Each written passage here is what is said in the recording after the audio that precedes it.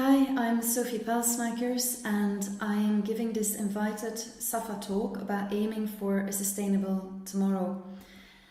And the first part is about the current state of housing design, followed by a second short talk about exemplary international housing design examples. And then hopefully in the third part we can together discuss how to overcome some of these challenges. Very briefly about me. I'm an environmental architect. I trained in Belgium and the UK, and my specialty is low energy and affordable housing and retrofit. And I've been teaching sustainable architecture and environmental design since 2001, particularly at Aarhus School of Architecture, Sheffield University, at UCL, where I also did my PhD, and at the University of East London. I authored the environmental design pocketbook, and it will be in its third edition next year. And I'm also co-authoring several other publications due in 2021. For example, Energy, People, Buildings, Architecture for a Changing World, together with lead author Judith Kimpian and Hattie Hartman, and also I'm working on a climate emergency bachelor curriculum with colleagues in Denmark and in the UK. I'm assistant professor tenure track at Tampere University School of Architecture, where I also chair the Asotut research group, and we're all about sustainable housing design research, and you can see a group of about 10 people at the very top. And we specifically are working on understanding how residential buildings work in reality from a carbon, energy, technical, spatial, but also social, functional and user point of view. So we cover agile design, like flexibility and adaptability, also inclusive design, for example, integrated collaborative design and processes like co-housing and shared spaces, and of course also ecological design like zero energy and zero carbon. And we really try to make meaningful societal change by reimagining and influencing the design of sustainable housing environments and resilient communities now and in the future. And you can read more about us on this website here below. So the current talk, the current state of housing design, highlights 3 key priorities in housing design. But as you can imagine, I actually had great difficulty selecting 3 key priorities because there are so many, but I simply can't cover them all in a short talk. So I settled on climate change impacts and the lack of holistic design and how that then relates to housing quality and quality of life. And also the question whether the buildings and housing we design work in reality. And that's because a lot of these themes interconnect with a lot of other priorities that I couldn't cover, such as aging population, degrowth in some cities and densification of others. Also the fact that we have to deal with a problematic existing housing stock that needs adjusting and improving. And of course we also have huge issues with resources and material specification and construction waste. There's also issues with declining biodiversity, and I probably can keep going on about what other priorities we need to look at in housing design, but that will be for another talk, I'm afraid. So, in part 2, we'll then look at some architectural case studies that cover these 3 key aspects and actually some of the other priorities as well. And then in part 3, we'll look at overcoming challenges together related to these issues. So I'm going to dive straight in to the climate change impacts and really the question of what we're doing in housing design about climate change has a very disappointing answer because it's very little. And definitely we've not been doing enough at all. In fact, residential buildings have exacerbated the current climate crisis. And that's because about 36% of the European Union's carbon dioxide emissions are associated with operating and constructing buildings, and that's about 20 to 25% in homes. So it's a fifth to 25% of the current EU's carbon emissions are actually associated with the design and the operation of housing that we undertake as architects. So clearly we haven't done enough, but it also means that there's a huge potential for energy and CO2 reductions to go. So, and we only have, though, 12 years to limit climate change catastrophe according to the UN. Actually, it's 11 years because they announced this a year ago. And as you all know, Finland also has very ambitious targets to be carbon neutral by 2035. And the big question is how will it get there? Now, this is just in 15 years' time, and it's about 15 years earlier than most of the EU are aiming for climate neutrality by 2050. Norway, being outside the EU, is actually more ambitious by 2030, and then Sweden is aiming for 2040. So Finland is one of the most ambitious countries at the moment in the EU, aiming for carbon neutrality. And what that really means is that we need rapid, far-changing and unprecedented changes in all aspects of society. So not just the way we design and build and operate buildings, but really all aspects of society. And to be absolutely clear, that means no more small changes, but really transformational big change is needed. And of course, that change also includes stopping the burning of fossil fuels. And that's particularly going to be challenging for Finland. For example, Helsinki at present uses about half of its city's heat production. It comes from coal. And this is why Helsinki have established the Energy Challenge, so that they can really try to create new ideas and collect new ideas from around the world in how they can tackle this challenge of fossil fuel reduction in its heat production in the city. Of course, it's also no longer just about climate change mitigation, so this reduction of the impacts of climate change and reducing the causes that lead to climate change. But it's also about adaptation, because we know that we already are in climate change. And this is probably not new to you because it's been in the news so much, but climate change is melting, drying and flooding the earth. Also Finland is affected, wetter winters, a warming Baltic Sea, also the forested fells will increase. And at a local level, Finland has already warmed by 2 degrees in the past 150 years. That's twice as fast as the rest of the world. In summer, we're expecting more severe heat waves, and they're expected to kill 3 times as many elderly and ill people in the country. We're also expecting an increase in mental health problems, because when we have extended periods of darkness, because we will have less snow in winter, there's likely to be more depression. And we also will have to look at changes of urban travel in winter when lakes are not frozen over for less long, that we actually can't use the lakes as a commuting or a walking route anymore. But of course, some of the other big impacts that most of you are aware is also this territorial loss around the Baltic Sea, particularly in the southwest of Finland. Although Finland is not as badly affected as other countries, it is still quite a significant impact, of course, as well for the country and the communities in these areas. Yet at the same time, we still seem to design and build as usual. When I was in Stockholm in October, there's some really amazing architecture, but also a lot of buildings that actually do not seem to take into account future heat waves and future warmer climate, with vast expanses of glass, not necessarily many or any openable windows. And that of course raises questions over the long-term resilience of these buildings and the health and well-being of the occupants. And you could even see this in the city as well, where solar shading that was reflective was retrofitted in existing buildings as well to cut the sun out. So ignoring climate change impacts is not a very good idea, and it will have significant implications for how we currently build and design housing. For example, it will lead to increased costs in energy use, because if the buildings can't keep us cool, we will probably use energy to keep cool, which in turn can also exacerbate, again, climate change if we use fossil fuels to achieve that. But also it can really increase or lead to summer fuel poverty, whereby vulnerable people will no longer be able to stay cool and comfortable in their homes because they cannot afford to pay for the cooling energy. There will also be loss of property if it's damaged or not fit for purpose, particularly when we have a snow melt that floods cities and urban areas or suburban areas as well, when we also have flooding in the southwest of the country and so on. So we're also expecting a worse quality of life, so health and well-being will be adversely affected. And all of this is anticipated also in Finland to become an issue, and in itself overheating even today might already occur in heat waves.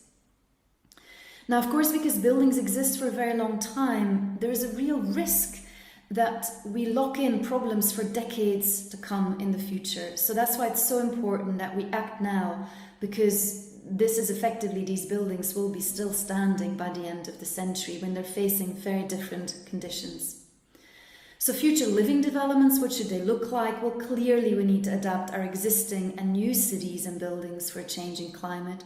So we need to prepare for future scenarios that include overheating, territorial loss from rising sea levels, and also infrastructure that can withstand more severe storms. And so it's really about being able to tackle the twin challenges of climate change. So not just about mitigation, but also about adaptation.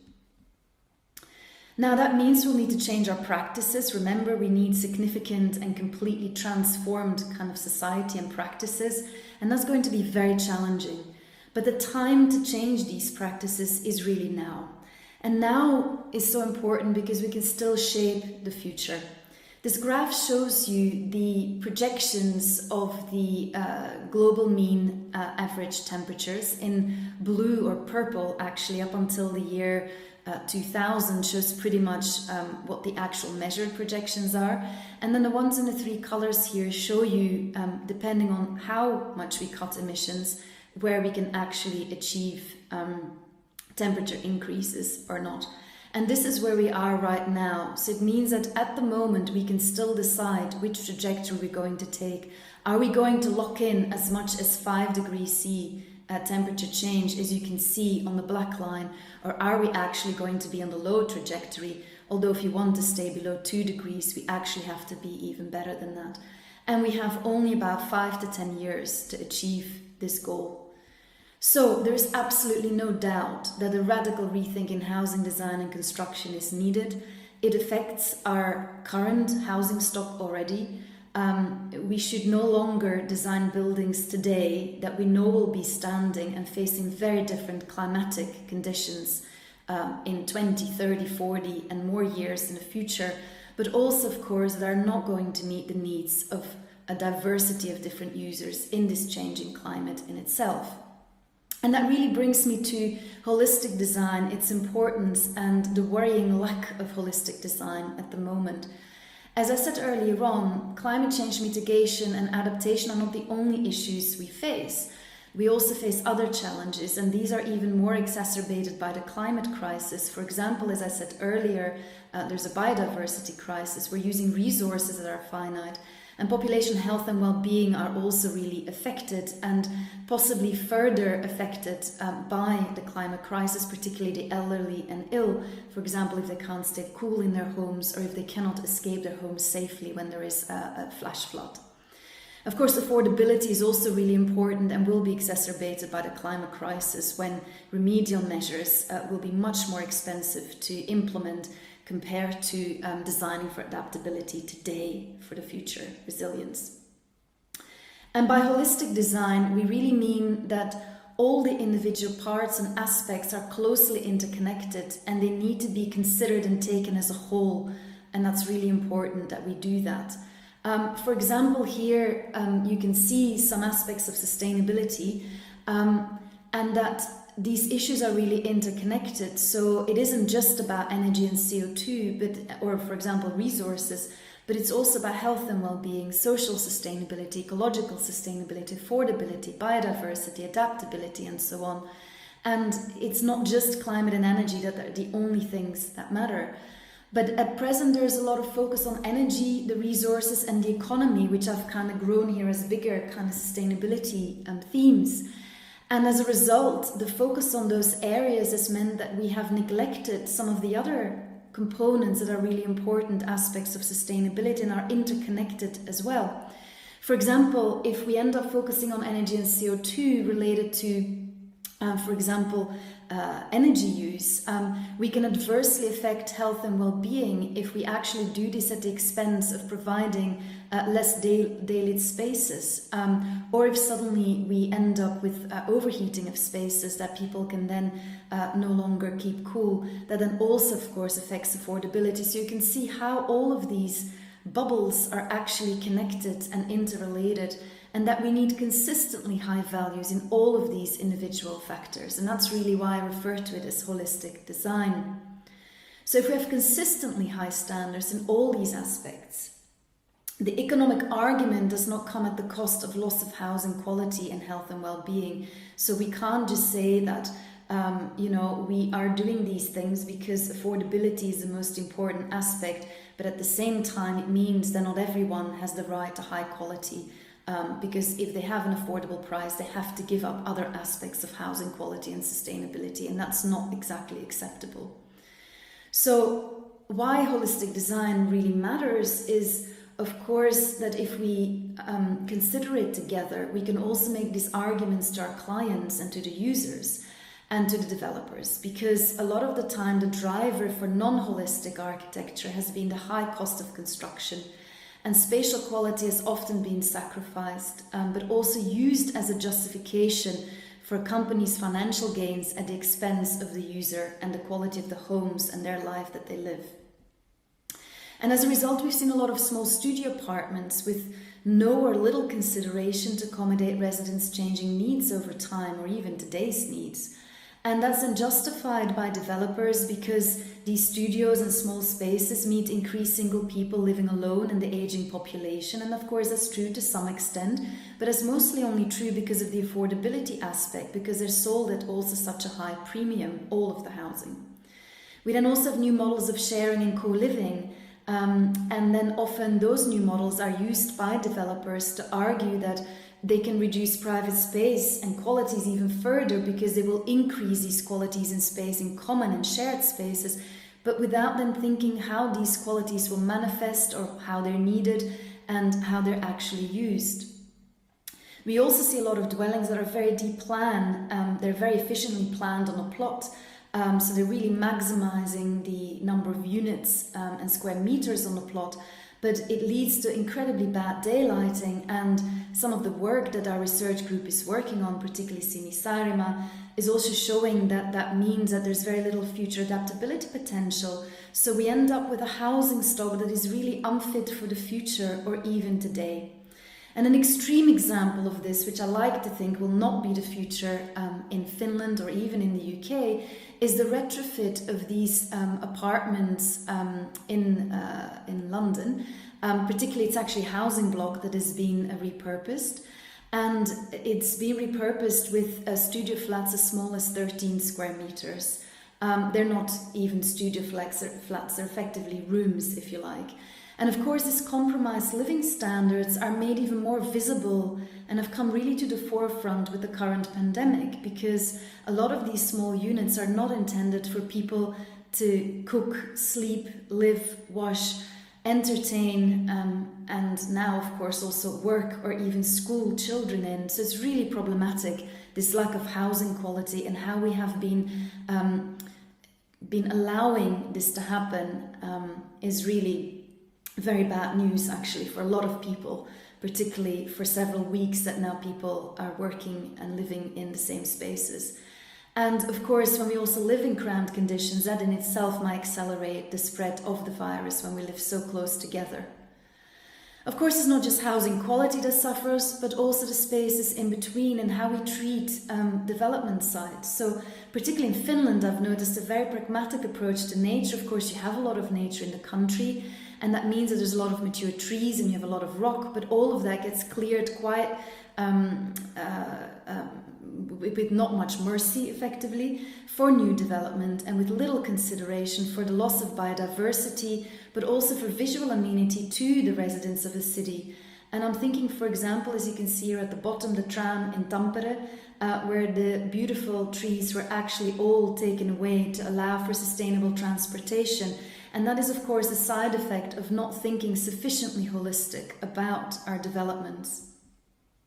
It, of course, takes decades to grow mature trees in a cold climate, and of course we lose the rock forever. So these are some really important considerations to make. Another example in Tampere is Vuores, which is a low-impact development because it is low energy, uses most of these constructions are also in timber, and it really considers the health and well-being of residents in an innovative way. But at the same time, as you can see, they had to clear all of these mature trees and explode the rock just to make this development happen in a more easy manner. And that in itself is a contradiction in terms, I would argue. And I hope that we can really rethink these issues sooner rather than later. And so another example of unintended consequences when we don't think or design holistically is, for example, low impact materials, and it can be very good in terms of reducing pollution, it supports the local economy. They're also, of course, if we use timber, are renewable, but they might also have spatial implications such as reduced adaptability potential. And so we need to balance all of these criteria for long-term sustainability. As an example is our love for CLT, cross-laminated timber. But if we use CLT in places where we don't need it as a structure, also in a structural way, then it means that the CLT panels effectively act like concrete walls, which are very difficult in the future to adapt and to make change to.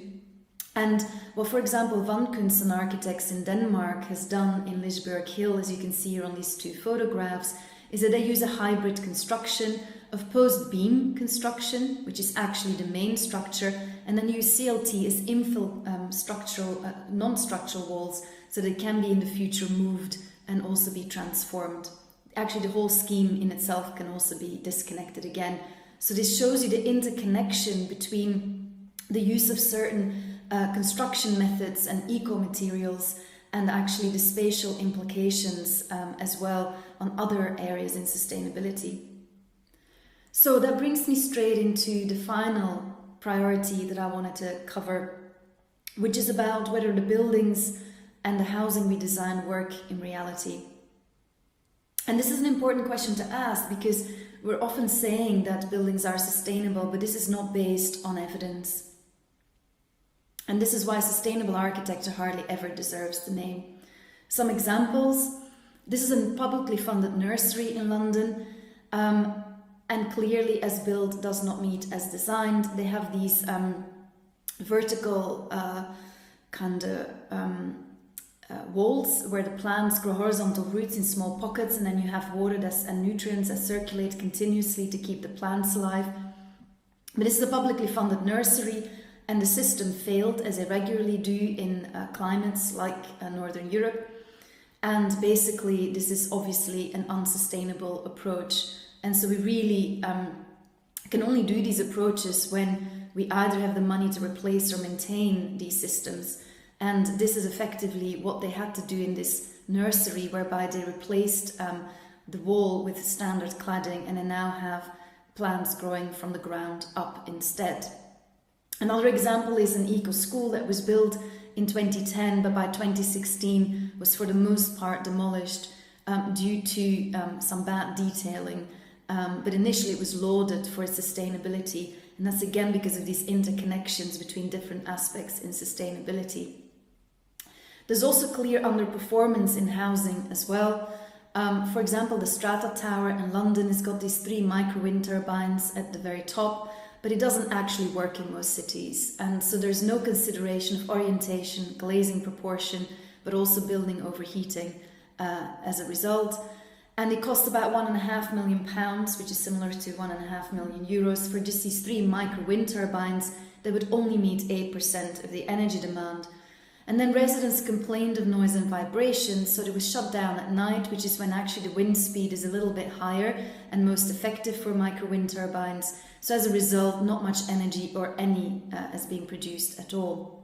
You could also argue, of course, that the aesthetics of these micro-wind turbines are questionable, but clearly this project did not perform as designed. A lot of money was spent, and actually these carbon reductions and energy demand reductions never actually materialized in reality. So as architects, we really have to start engaging with this building performance monitoring once the building has been built. So post-completion monitoring is super important, because that's when we can discover that micro-wind turbines perhaps don't work very well on top of a building. That's when we can discover when residents use the building differently than we intended. And of course, it's also really important when we undertake eco-experiments before we roll out these experiments in a larger scale.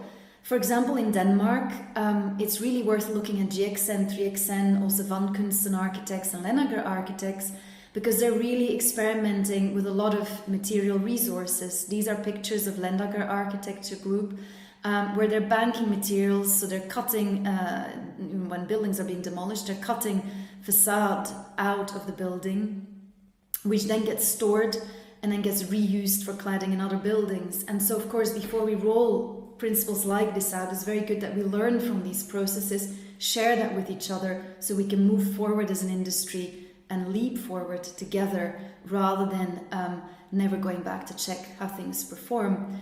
But unfortunately, the reality is that not many architects are getting involved in how buildings work in reality. This is an extract from the Architects Council of Europe report from 2018. And on average in the UK, the respondents said that 90% of respondents said that they had at some point done some kind of building monitoring or satisfaction study with the users of buildings. But this was as low as 7% in Finland and as low as 6% in Denmark.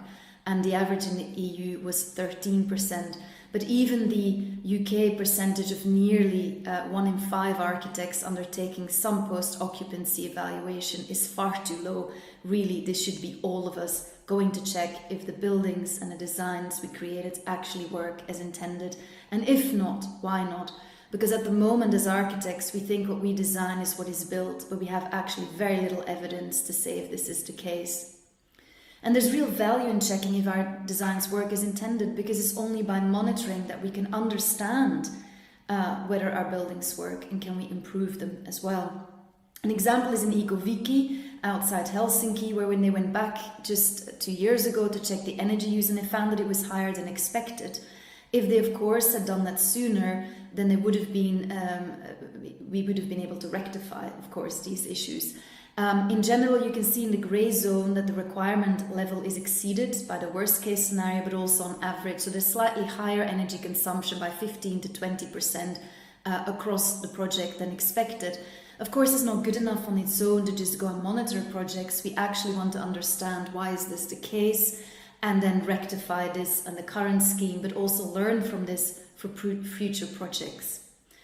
So knowing means we can fix things now and avoid the same issues in the future, because it's important that our designs don't just work on paper for people and in terms of energy and CO2, but for real, because of course climate change is real, carbon emission reduction should be happening for real and are not just a paper calculation that we should undertake. So to summarize these key points, I hope that we can really think about adapting our existing and new cities and buildings for a changing climate, that we can start to think more holistically about our designs, and it's about consistently high values in all design aspects for true sustainability. So it's no longer good enough to say we undertook community participation, therefore the project is sustainable, but we did not actually consider high standards with regards to low impact materials or for good daylighting and so on, and vice versa. So it's really thinking about the interconnections to avoid unintended consequences. And of course, we need to go back and check if the spaces, buildings and neighborhoods we designed really work as intended. And then we need to fix things and learn from those things for future projects. Now, another thing I didn't really talk about, but which I think can be potentially very exciting, is that the aesthetic and material possibilities of a new ecological architecture could be exceptionally rich. And I hope we can look at that in the next part, where we will talk about exemplary international housing examples. Thank you very much, and I'll see you in part 2.